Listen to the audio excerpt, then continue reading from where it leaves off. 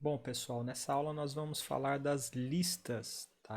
As listas em Python são tipos de dados semelhante ao que em outras linguagens a gente chama de vetores, né? Arrays, tá? O que é uma lista em Python?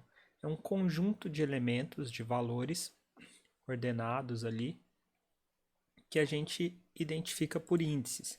Então, por exemplo, uma lista pode conter números inteiros. Então a gente vai criar aqui uma lista, abrindo colchetes e passando aqui um conjunto de números inteiros.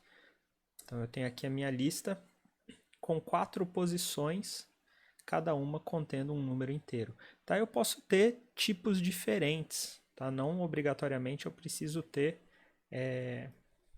elementos do mesmo tipo. Eu poderia ter, por exemplo, A, 2, C e 4. Isso também é uma lista válida, tá? Isso aqui também funciona no Python. Como eu acesso os elementos da minha lista? Eu vou usar aqui, entre colchetes, o índice do elemento que eu quero acessar. Lembrando que em Python os índices começam em 0, certo?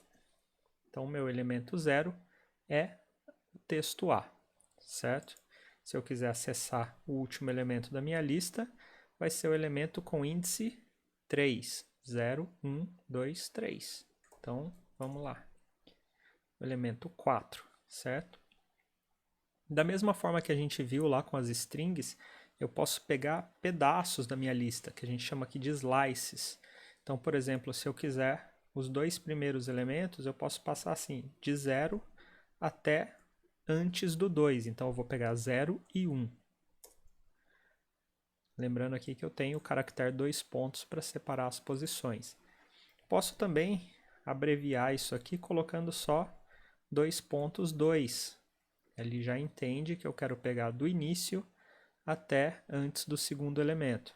Aliás, do elemento na posição 2, né, que seria o terceiro elemento. E posso fazer o contrário também. Posso pegar do segundo elemento, né, no caso do índice 1, até o final da minha lista usando 1, 2 pontos.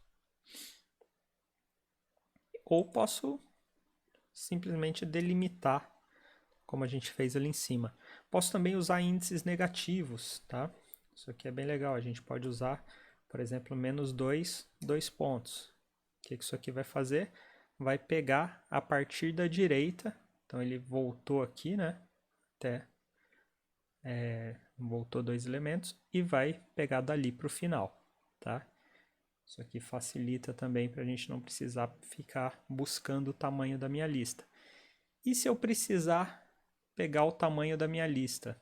Eu posso usar a função len.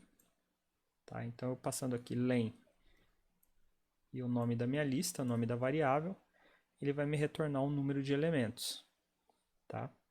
Se eu quiser, por exemplo, saber se um determinado valor faz parte da minha lista, eu quero saber, por exemplo, se o C existe na minha lista. Eu posso fazer C em lista. Ó, retornou verdadeiro. Se eu tentasse aqui com um valor que não existe, por exemplo, E em lista, retornaria falso. Certo? Então eu tenho essas funçõezinhas aí para manipular as listas.